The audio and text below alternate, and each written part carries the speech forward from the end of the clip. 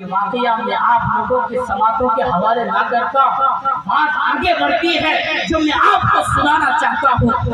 اس کا کفن دفن کر دیا گیا، چند دن گزرے، بیوی نے اپنے سارے مالوں کا حساب لگایا اور اس کے حصے میں جتنا مال آیا، جتنے پیسے آئے، وہ سارا کا سارا مال مسجد والوں کے حوالے کیا اور کہا کہ جب یہ مال میرے شوہر کے کام نہ آیا، جب یہ مال میرے شوہر کو بچا نہ سکا، مسجد کام آیا، قرآن کام آیا، تو میں چاہتی ہوں کہ یہ میرا مال بھی مسجد پر خرچ کیا۔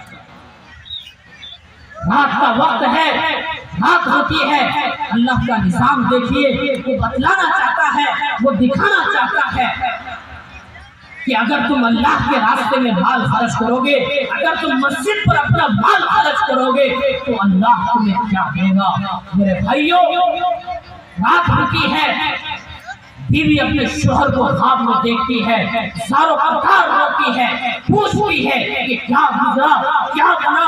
شوہر کہتا ہے کہ جیسے ہی تم نے میرے مالوں کو اور میرے پیسوں کو مسجد کے حوالے کیا، اللہ رب العزت نے مسجد پر خرچ کرنے کی سطح طفیل میں میری بخشش کا، میری مغفرت کا اور میری ہدایت کا اور مجھے ہمیشہ ہمیشہ کے لیے جہنم سے نکال کر جنت میں داخل کرنے کا فیصلہ کیا۔ ہائے ہائے مسلمانوں، یہ ہے مسجد پر خرچ کرنے کی فضیلت۔ میں تم سے تمہارے نبی کا واسطہ دے کر پوچھنا چاہتا ہوں، بتاؤ اس سے بڑھ کر اور کیا بلندی ہو سکتی ہے، اس سے بڑھ کر اور کیا کامیابی ہو سکتی ہے کہ کل قیامت کے دن اللہ رب العزت ایک آدمی کو جہنم سے نکال کر جنت میں ڈالے۔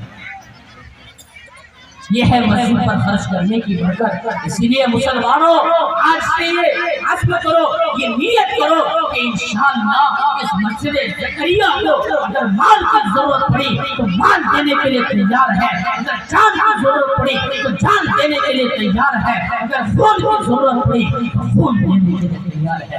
تیار ہے سب لوگ؟ انشاءاللہ تمہیں سے حاضر ہے۔ آخری بات بتا کر میں اپنی بات کو ختم کروں۔ میرے بھائی اور دوستو،